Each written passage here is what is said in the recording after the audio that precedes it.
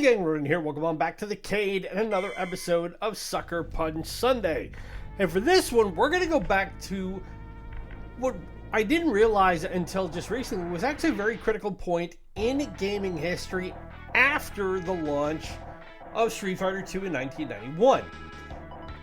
To the surprise of nobody, at that point, with the success that Capcom had in releasing that absolute monolith of a title, it stood to reason that there were going to be some companies that were going to get in on the action by creating as derivative a version of that game as they could get away with.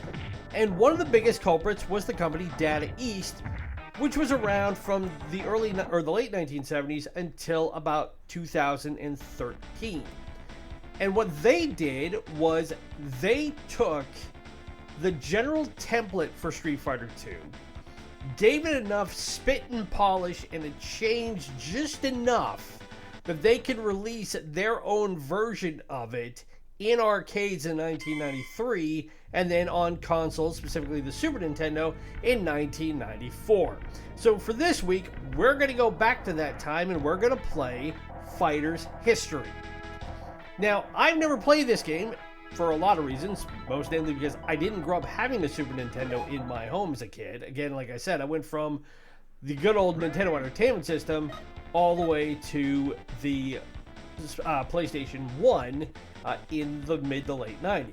But as you see, we have 9 characters to choose from, and you just take a look at them and you can, with pretty reasonable certainty, figure out which version of the Street Fighter II characters they are taken from. So what we're going to do is we're just going to see how far we can get in this game over the course of the next 30 minutes or so, and find out just how Data East managed to get away with making a game that was so blatantly derivative in the hopes of capitalizing on, again, like I said, on what Street Fighter II had unleashed on the public. Now, like Street Fighter II, this game is a best 2 out of 3 falls fighting game where you have your standard heavy, middle, and light attacks, and as you can see, certain characters have certain moves very similar to what we saw in Street Fighter II. So Mizuguchi, to the surprise of nobody, hey, he's got a fireball. And Ray, who is supposed to be the Ken in this game, has a slightly different fireball.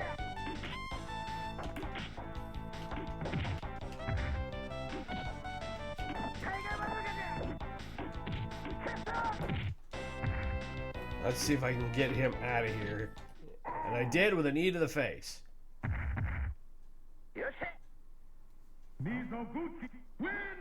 Now, this was the inaugural game in the Fighting History series.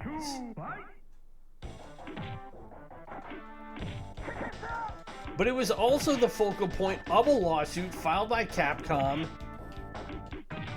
in the 90s against Data East for copyright infringement because, big surprise, Capcom figured they literally took Street Fighter II, slapped a fresh coat of paint on it, changed the pixels a little bit. Ooh, DDT.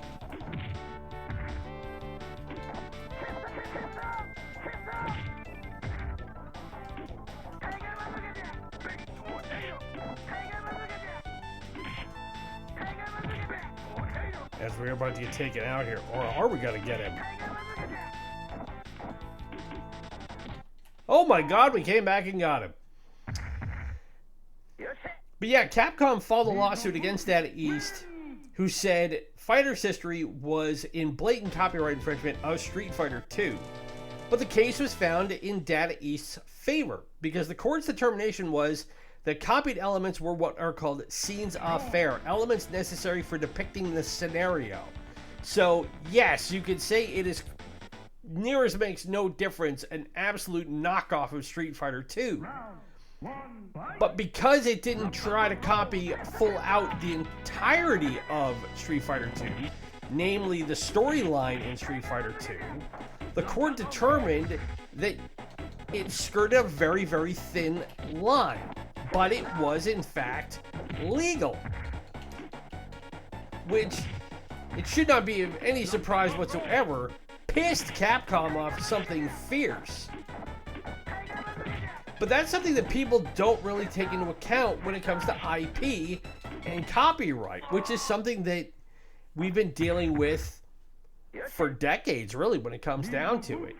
In that if you create something that seems incredibly unique to you, and somebody comes along and copies 90% of it, but does not include that last 10%, the chances of it completely being determined to be an infringement on your copyrighted material, your IP, is not as guaranteed as you may think. Now, granted, it can depend on the court, it can depend on the circumstances. But in this case, that's how Data East was able to get away with this so quickly. As we take Jean out, and why Fighter's history was allowed to be created and allowed to stay in circulation. Now, this game was not necessarily well received when it came out. Electronics Gaming Monthly gave it a 6.75 out of 10. Nintendo Power only gave it a little over a 3 out of 5. EGM commented that the graphics were average, but the controls were very, very well done, and I'm inclined to agree with it, although... Ooh. Or you got the another flash kick. By comparison to, like, King of Fighters or even Guru Mark of the Wolves, which we played last week, or in our last episode of Suckerpunch Sunday, I should say, because I did take some time off for my vacation. The controls in that game are much better, but also it had the luxury of being made and released 5 years earlier, or 5 years later, I should say.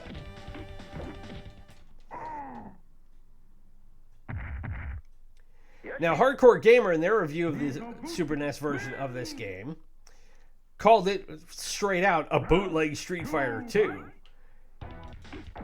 And the publication was not impressed with the gameplay, and that it didn't differ from any other contemporary fighting games at the time, but they did say it didn't make the game any less fun. So even though it was derivative,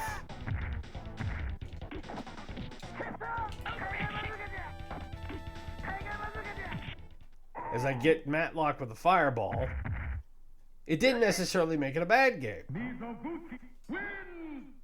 Now, part of Capcom's lawsuit against Data East included the idea that Capcom had created the fighting game genre by creating Street Fighter II. And Data East countered that no, in fact, they had come up with it almost a decade earlier by what is arguably their most successful game that they ever had in their history, which was a game called Karate Champ, which is a game that we will probably highlight at some point, but it is a very, very, very basic game. And I don't say that to be derogatory towards it, but you have to remember 40 years ago, it was not something that was going to be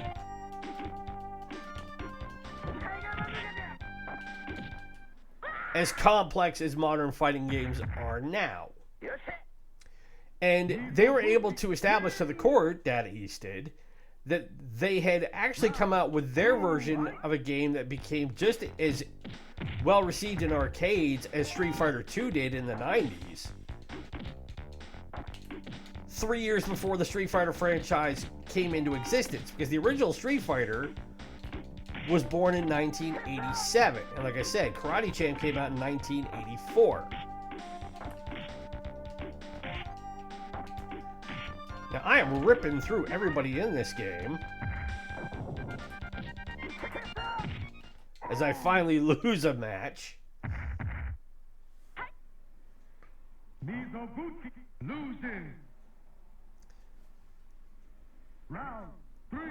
And I find it interesting that this game ended up becoming available on the Nintendo Switch for their online service in July of 2022. So despite it being, again, a pale imitation of Street Fighter II, and with so many other games available on so many different consoles, it's managed to have some form of a life to it.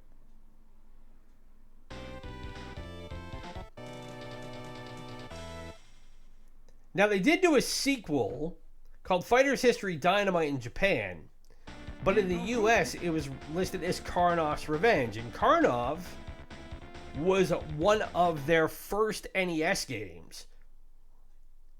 That was one that I never got into, but I had friends of mine who had it in their library. Oh, and I gotta fight myself here, which is not good because the computer me knows how to handle me a lot better.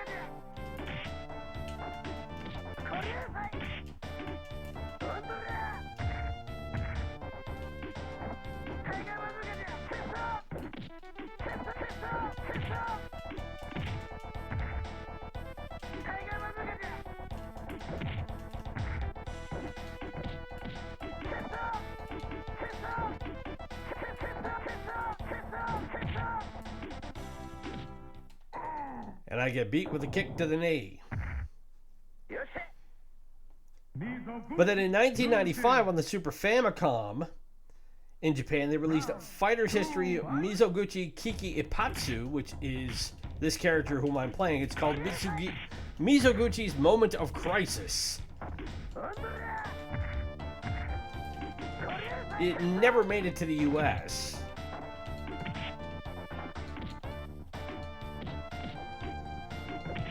But apparently, like Karnov's Revenge, they did a considerable amount of work on overhauling the game.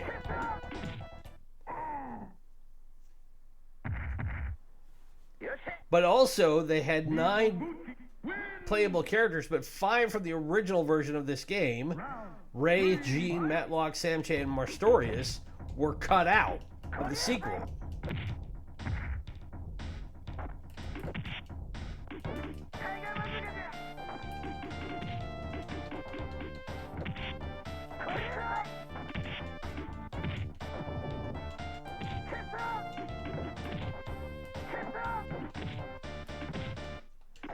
Alright, I'm going to keep kicking in your ankles here until you go away.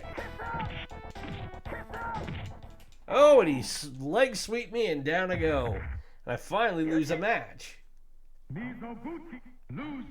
But not by much. Now, do I get to have a continue in this? Yes, I do.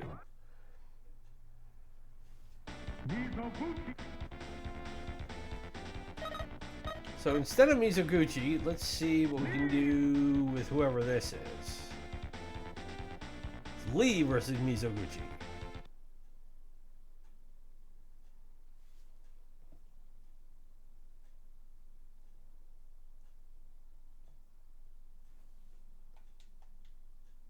So why is it not? Oh man, it takes sweet time loading. I'm not used to that happening.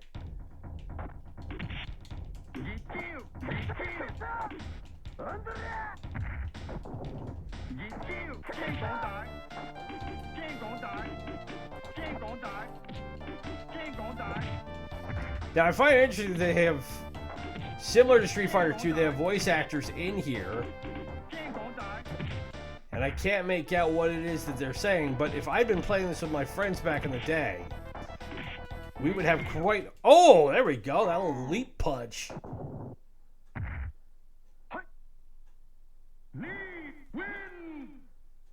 So Lee takes the first match. Round 2, fight.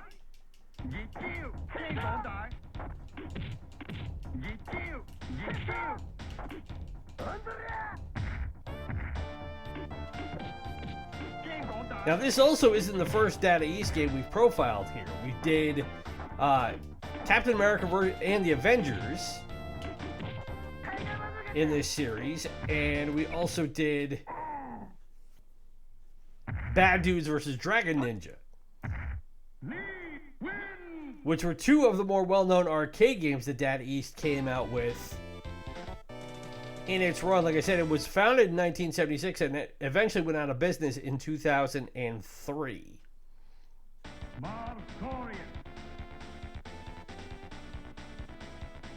So now we have Lee versus Marstorius. We're only 16 minutes into this game, and we've already gone through the majority of the enemies that we can face. So we may very well end up beating this game before we are done.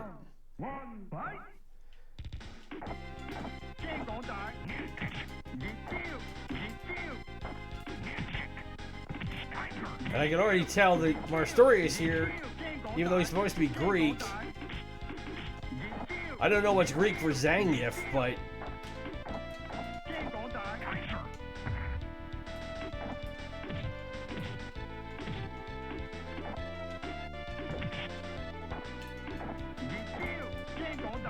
and why his socks are glowing, I don't know. Oh! But the double belly to back on the concrete took us out.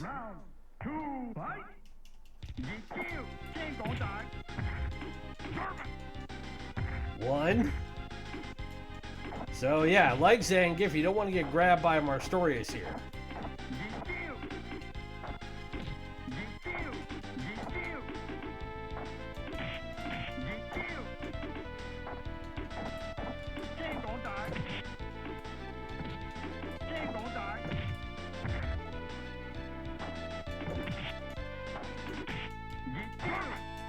Oh, and he grabbed us again.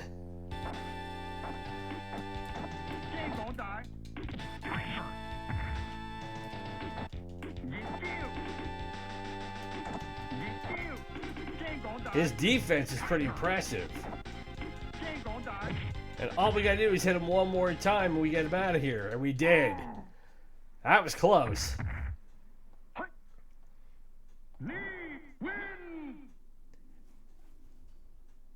Round 3, fight!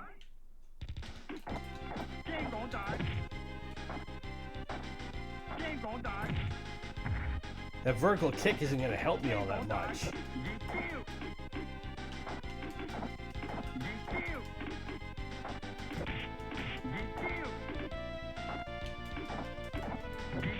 Oof. Still got hit in the head.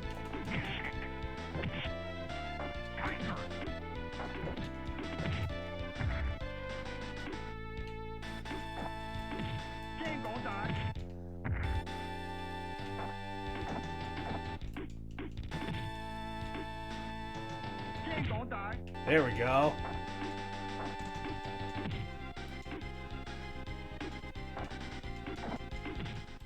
And we get him with a kick to the leg. The thing I always remember about Data East games, especially when they were ported over to consoles, was that they were very much lesser variations of the arcade versions that I really liked to play. Like, one of my favorite Data East games I've ever played was Ring King, which was their boxing game, which we haven't played yet in Sports Saturday, which hopefully, by the way, you checked out yesterday as we highlighted NHL 2K for the Sega Dreamcast. Round 1, fight! So we got to fight Samche / Dulcim.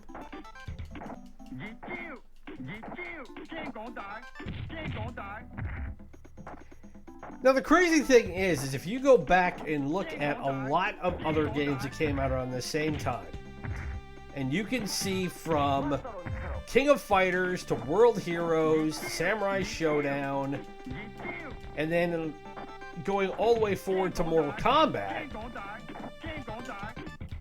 everybody, and I mean everybody, was doing their best to come up with a version of Street Fighter II that would appeal to enough people.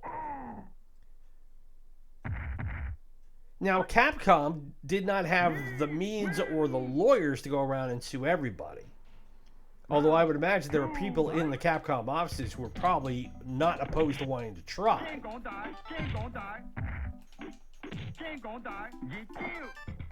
But again, the difference between all of those games in Street Fighter II was that, yes, mechanically you can see a lot of the same things.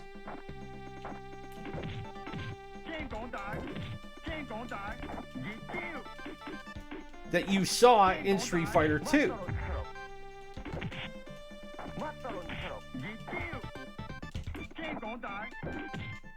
But while you can copyright names and personages and, you know, name, image, likeness, things like that, one of the things that you can't necessarily copyright is physics.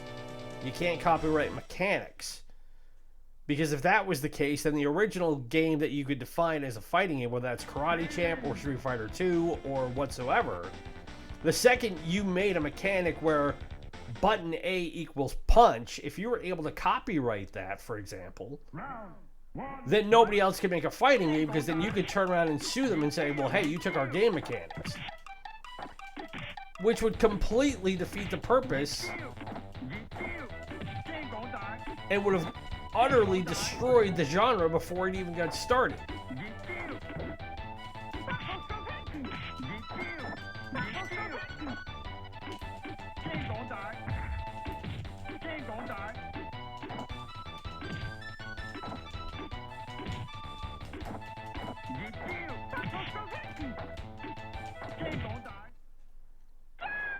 As we got file in. Now, I don't know the benefit of having the glowing part of their garb is, and it's not explained in the instructions or in the research that I have as to what that indicates. If I didn't know any better, I would say Phelan is a practitioner of Nick Kung Fu, serpent style, with the way her hands are. Oh, you're able to... Okay, I knocked your... Whatever the top of her garb was, I knocked it off.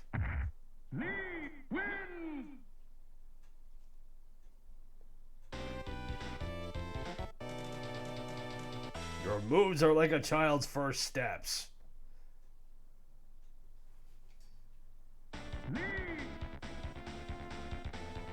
So now we have to fight ourselves one more time. And then we will get to the final boss. Round 1, fight!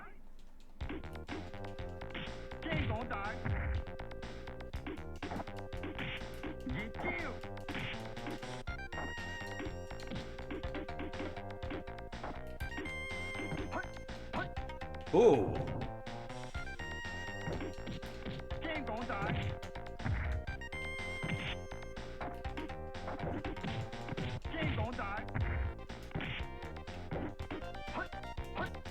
And he hits me with that stop punch again.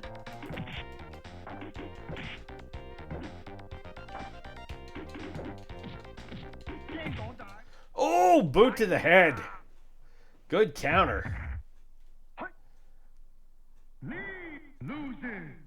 Now, overall, I do not know how many units this game sold in its lifetime,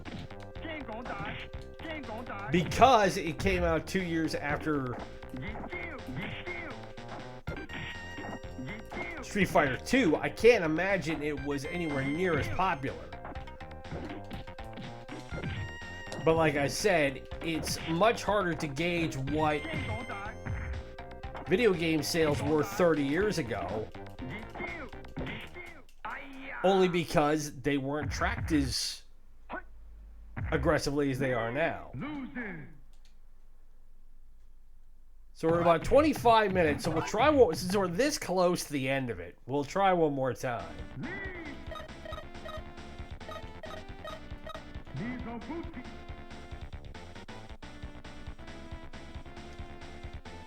Now we'll go back to good old Mizoguchi, because we did quite well with him at the start of this. Round 1, fight!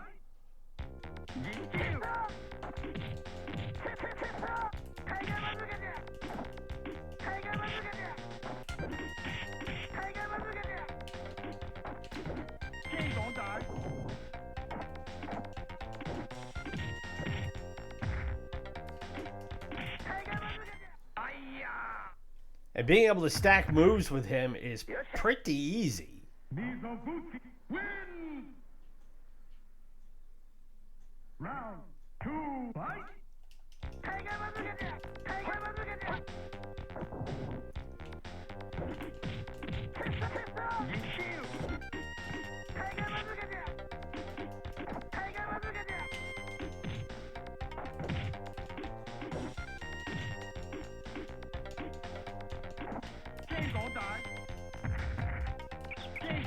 Oh, you got me stunned. And I lost my headband and down I went.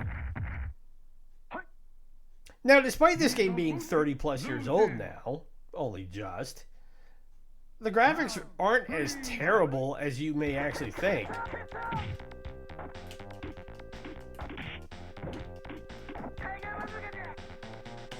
Like I said, that was not something that Data East had a lot going for it when it came to their console ports. But then again, looking at it from the Super Nintendo perspective as opposed to when they were on the NES,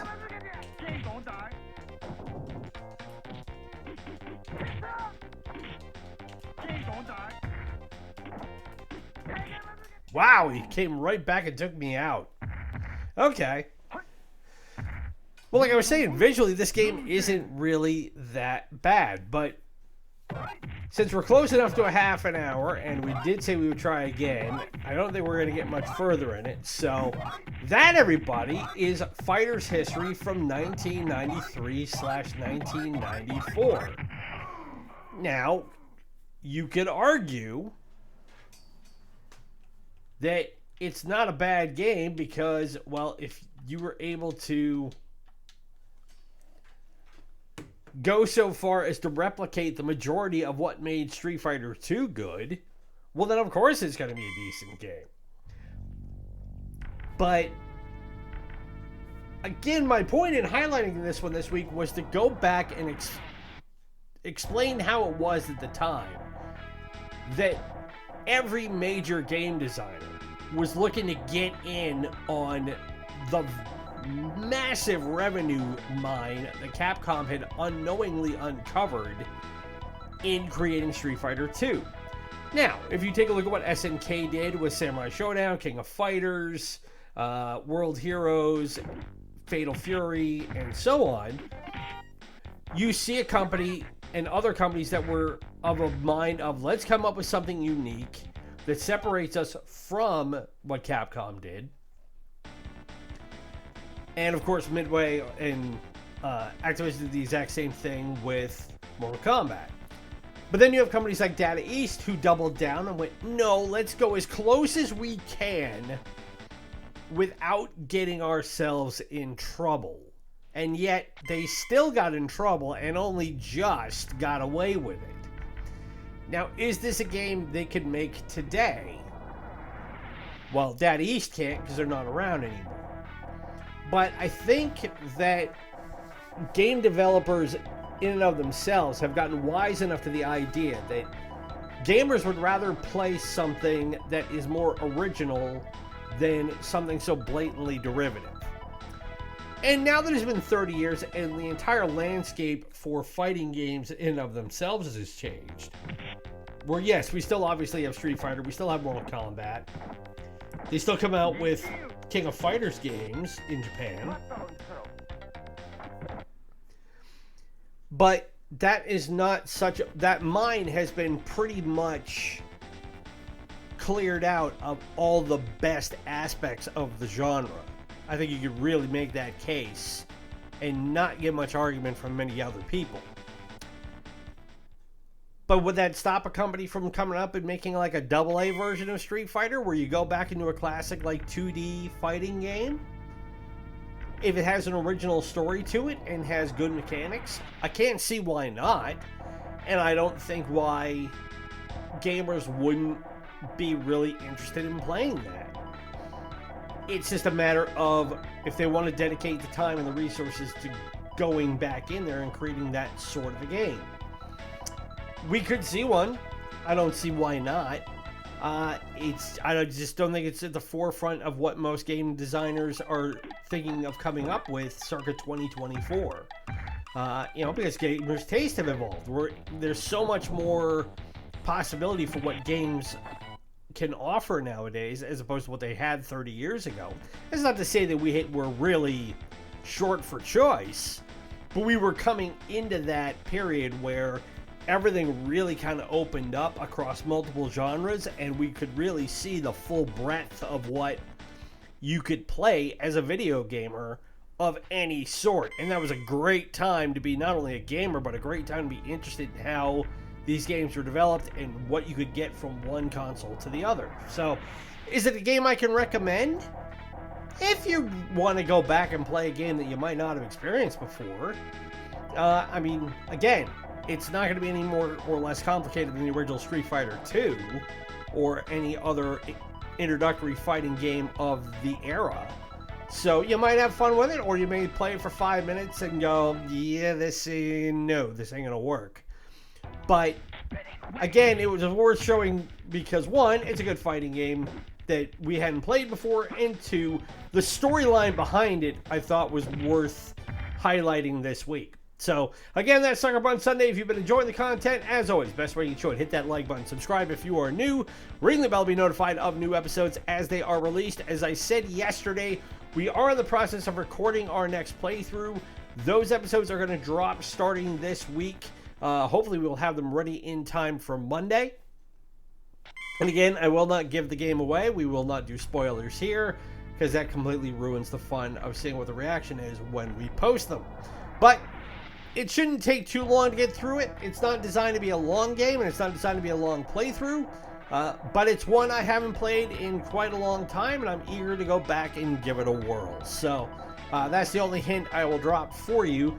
And then those will be premiering through the week, and then we will still have Sports Saturday and Suckerpunch Sunday coming up next weekend as well. Be sure to follow us on social media through Instagram and Threads at Ronan's Retrocade. Help spread the word about us as we continue to build our subscriber base and make the channel bigger and better. And as always, if there's a game you would like to see us feature from the Nintendo Entertainment System, the Super Nintendo, Sega Master System, Sega Genesis, or Mega Drive, SNK, Neo-Geo, Nintendo 64, Sega Saturn, Sega Dreamcast, PlayStation 1, or PlayStation 2, leave it in the comments below or drop me a line on social media. It can be any game from those consoles that you want. My name is Ronan. It's been great to spend this Sunday with you. Be safe, be well, happy gaming.